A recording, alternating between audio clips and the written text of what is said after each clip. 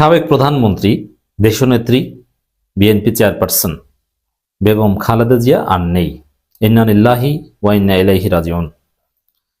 বেগম খালেদা জিয়া সম্পর্কে আমরা কখনো কোনো নেতিবাচক মন্তব্য করিনি, করতে চাই না।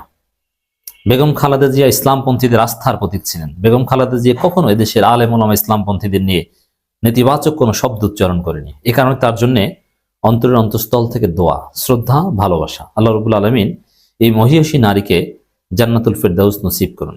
খালেদা জিয়া ছিলেন পিওর বাংলাদেশপন্থী। খালেদা জিয়া কখনো আলেম ওলামাদেরকে রাজাকার বলেননি, স্বাধীনতা বিরোধী বলেননি, যেটা নব্য বিএনপির বাটপাররা বলছে। খালেদা জিয়া কখনো আলেম ওলামা ইসলামপন্থী জামাত কোনো হুজুরদের সাথে মিশতে কখনো অপারগতা প্রকাশ করেননি, বরং অনেকের বাধা বিপত্তি অতিক্রম করে তিনি ইসলামপন্থীদের পাশে দাঁড়িয়েছেন।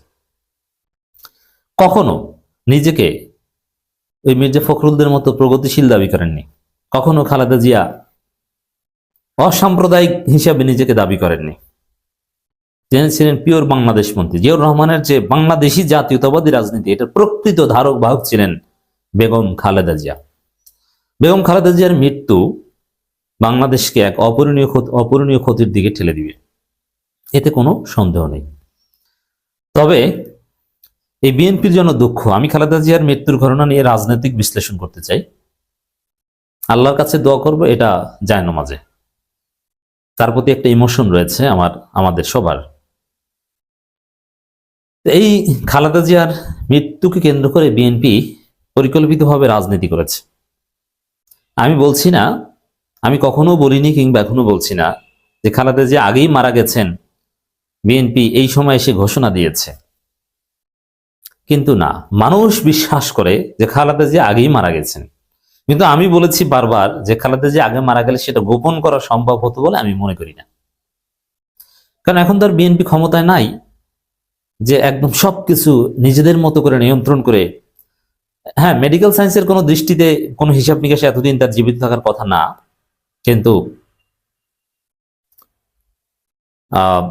আল্লাহর মিরাক্কেল বলতে একটা কথা আছে, তার মাধ্যমে অনেক কিছুই সম্ভব। তো সেটা হয়েছে। খালেদা জিয়া আল্লাহর ডাকে সাড়া দিয়ে চলে গেছেন। এটাই বলবো যে আগেই মারা গেছেন, এটা পারসেপশন, এটা মানুষ বিশ্বাস করে। কিন্তু একজন সচেতন বিশ্লেষক হিসেবে এই কথা আমি বলতে পারি না, বা আমি এটা মনে করি না।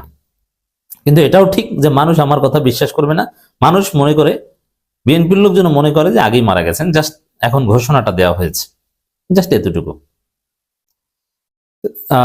যাই হোক, আমি বিশ্বাস করতে চাই যে তিনি যখন মারা গেছেন তখনই ঘোষণা দেওয়া হয়েছে। কিন্তু বিএনপির জন্য দুঃখ, এই মহিয়সী নারী, এই মহান রাজনীতিবিদ বেগম খালেদা জিয়া বিএনপির জন্য মৃত্যুর সময় এবং মৃত্যুর পরে যথাযথ সম্মান পাচ্ছেন না। মৃত্যুর সময় এই বিএনপির ছাত্রীরা খালেদা জিয়াকে কার্যত অপমানিত করছে। যেমন খালেদা জিয়া মারা গেছেন, এটাকে কেন্দ্র করে জগন্নাথ বিশ্ববিদ্যালয় ছাত্র সংসদ নির্বাচনে ভোট স্থগিত করা হয়েছে। তো বিএনপির কুলাঙ্গাররা, বিএনপির দালালেরা জগন্নাথ বিশ্ববিদ্যালয় ছাত্র সংসদ নির্বাচন স্থগিত করতে চেয়েছে অনেক আগে থেকে, নির্বাচন ঠেকাতে চেয়েছে কিন্তু পারেনি। তো অবশেষে খালেদা জিয়ার মৃত্যুকে কেন্দ্র করে নির্বাচন ঠেকিয়ে দিয়েছে।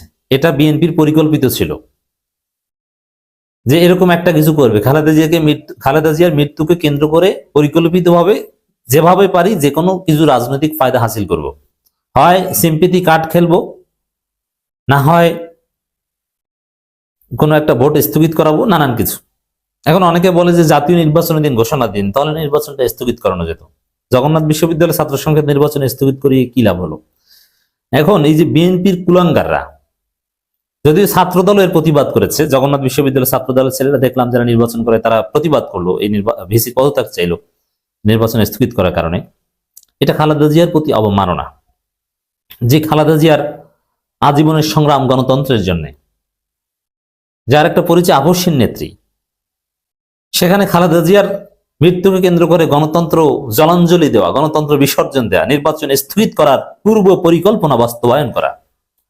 এরা বসেছিল যে কি, কারণ নির্বাচন হলেই তো ছাত্রদল হেরে যাবে, খালেদা জিয়ার মৃত্যুর দিন খালেদা জিয়ার দল হেরে যাবে, এটা মেনে নিতে চায়নি।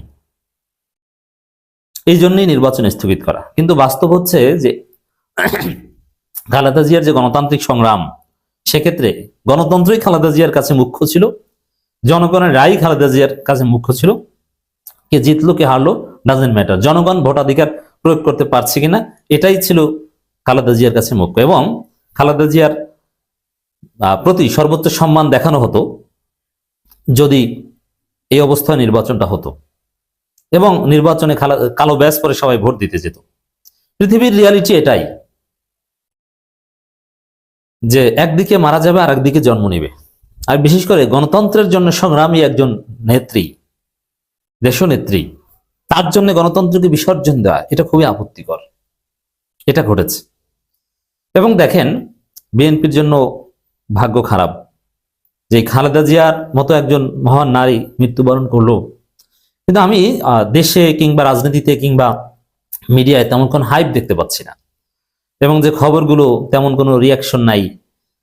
বা শরীফ ওসমান হাদির মৃত্যুতে যেরকম চারিদিকে কান্নার রোল, সারা বাংলাদেশ শোকাহত ছিল, এরকম কোন শোকের ছায়া, শোকের আবহ আমি দেখতে পাচ্ছি না। It's very simple. বরং খালেদা জিয়ার মৃত্যুকে কেন্দ্র করে সোশ্যাল মিডিয়া এটা ডমিনেট করার কথা ছিল, কিন্তু না, এখানে ওই জামাত চরমোনাই জোট, এনসিপি জামাত জোট নিয়ে ব্যাপক আলোচনা।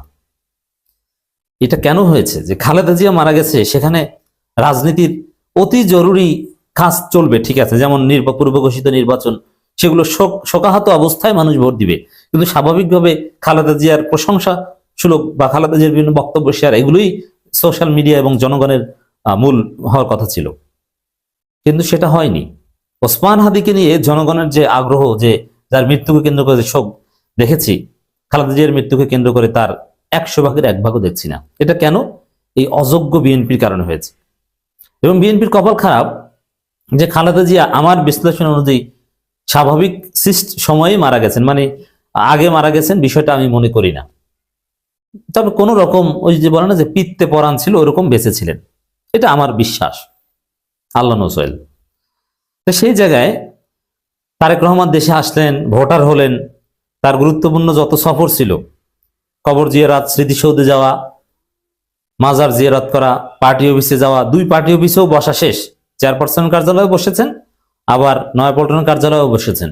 সবকিছু নিজের ভোটার হওয়া সব যখন শেষ, নমিনেশন পেপার সাবমিট করা শেষ, সব ঝামেলা টামেলা গোছানোর পরে খালেদা জিয়ার মৃত্যু সংবাদ।